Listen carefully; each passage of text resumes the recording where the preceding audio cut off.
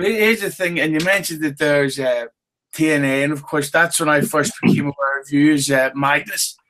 And it's fair to say that despite all the hard work you guys were doing, the management and the money people kept fucking it up for everybody else. But how do you feel about Impact as it's known now? Is the fact that it seems to be on a rise again? Is it? Well, in-ring wise, it seems to be pretty good.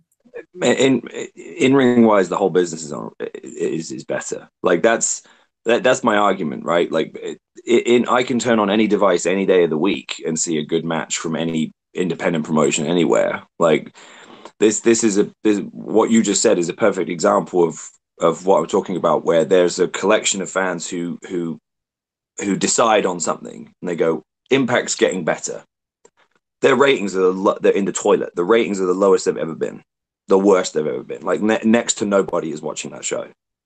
Okay, so it doesn't really, and so like I've got nothing against them other than the fact that they take little pot shots at me every now and then. They make little jabs and make little subtle kind of read between the lines jabs at me now and then because they're threatened by what we're doing. But like, I just I hear that and it's like, how can you say that a show that's doing like 100 and something thousand viewers on a network that no one sees is better than when we were doing 2 million viewers on Spike TV in prime time?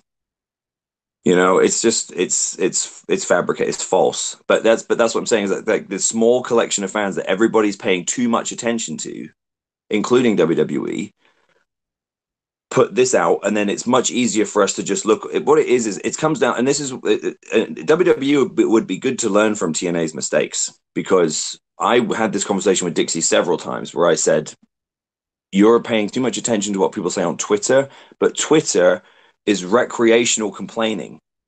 It's recreational fussing, like no one's ever going to sit there and go, overall, I thought this show was good, because that's not an interesting thing to tweet. They tweet like, I can't believe they pushed so-and-so, and this guy sucks, and I don't like this guy. Hey, guess what? You don't have to like every segment. I don't like every segment of, Sons of Anarchy, right? But I loved the show. I wasn't sit there and go, oh, he's not my favorite character. But I didn't go on Twitter and go, Opie isn't my favorite character.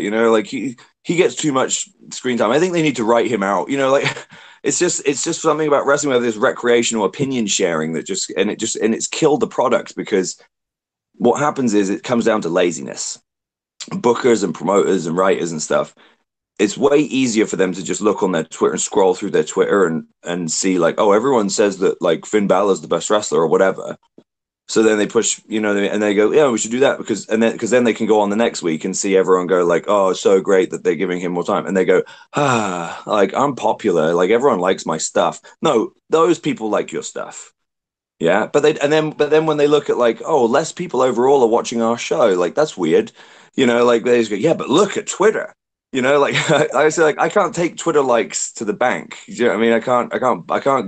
I can't buy a mortgage with retweets. And it's like there's just there's part. There's I understand that you have to sort of just to find a middle ground, because like we've built a brand this year with the NWA solely online. With the YouTube show.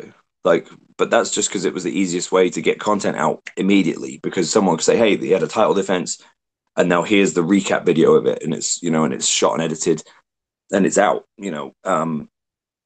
But we don't sit there and go, who would you like to see? Like we will put that out sometimes to get an idea, but we don't do a poll and then go, okay, everybody said, because we already know who it's going to be. They're going to say Kenny Omega. They're going to say Okada. They're going to say, they're going to say like, well, they said Cody, or whatever. And it's like, we went with, we worked with Cody because there was way more layers to that story. And we knew it would be a way better match, and it would be a way better, because nothing against like Kenny or Okada, for example. I'm not saying that they were options even, but let's take those for an example. We wouldn't have been able to do promos like we did. We wouldn't have been able to do the hype videos like we did, or any of that. And we certainly wouldn't have been able to have the family history, because obviously Cody is Dusty's son.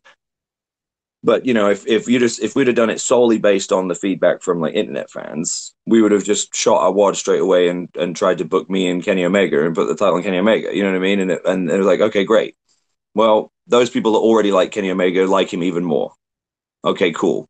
Like, whereas now we had a situation where everybody loved the match with Cody and I, so much so that we did really good business with a return match 2 months later at a pay-per-view. And now when anytime we want, we've got the third match in the bank. Like, it's patience, you know, like everyone's just so impatient and just like, we sell way too much for what these, you know, for what a small collection of recreational complainers do on Twitter and Facebook and Instagram.